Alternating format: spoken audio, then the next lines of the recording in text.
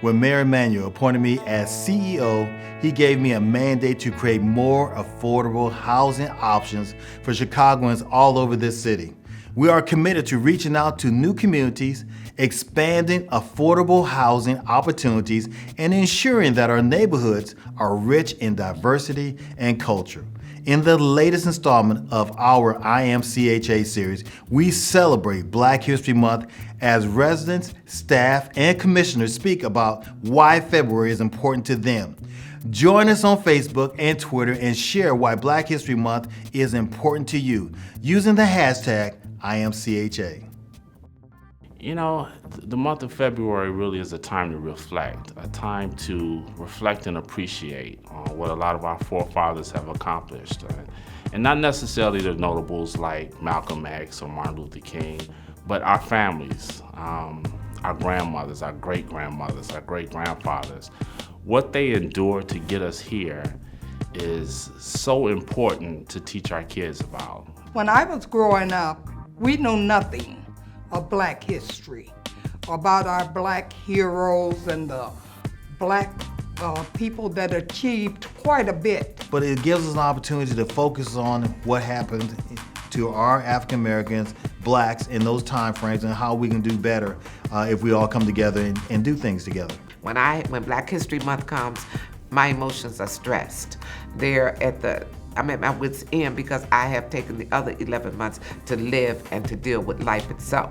So when Black History Month comes, I'm waiting for February because it's a refueling of my personality. It's a refueling of my beliefs, and it's a refueling of my strength as a strong Black American woman. Well, the African American leader, I want to say, is not someone that's in books. I believe my African American leader is my grandfather. My grandfather was one of the first African Americans that was hired in the 1950s at Lathrop Homes.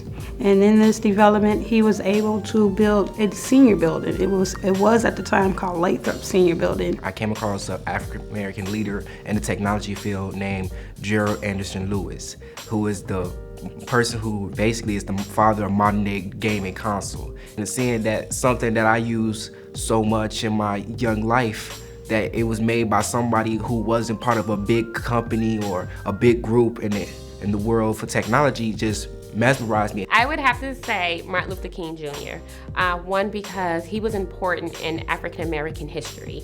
He was a part of the civil rights movement for African Americans. He helped bridge the gap to end segregation. The problem I believe is facing African Americans today is the idea that they have to constantly, someone else is to blame for certain problems. This is mostly affecting, the lower class African American people in the country that don't have a lot, the people who are impoverished. They always feel like we have to blame someone else for our problem. Is this person here that's keeping us down? When in truth, it's yourself. Only you can hold yourself back in a day and age where we have a Black president. We all are responsible for our own actions. African American Black males have become a threat, and especially with the police. We have to figure out why. We have to dig deeper and figure out solutions so we can at least get to what's the source of the problem. I think the biggest issue currently is jobs. I think point blank jobs. I think every man and every woman strives to take care of their family, and they want to do so as a model citizen. Our young people are lost because they look into us. They want to know what it is that made us and got us to where we are.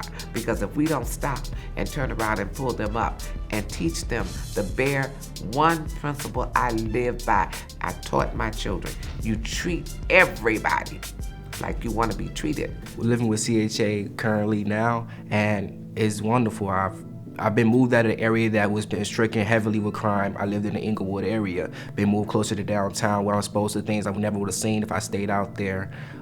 Really opened up my mind and gave me the opportunity to be around amazing people and to expand myself as a person, as an individual, and to also expand others around me. So CHA has not only saved me from a life that could have been bad for me, it gave me a life that is way better than the one I would have had or could have ever dreamed of.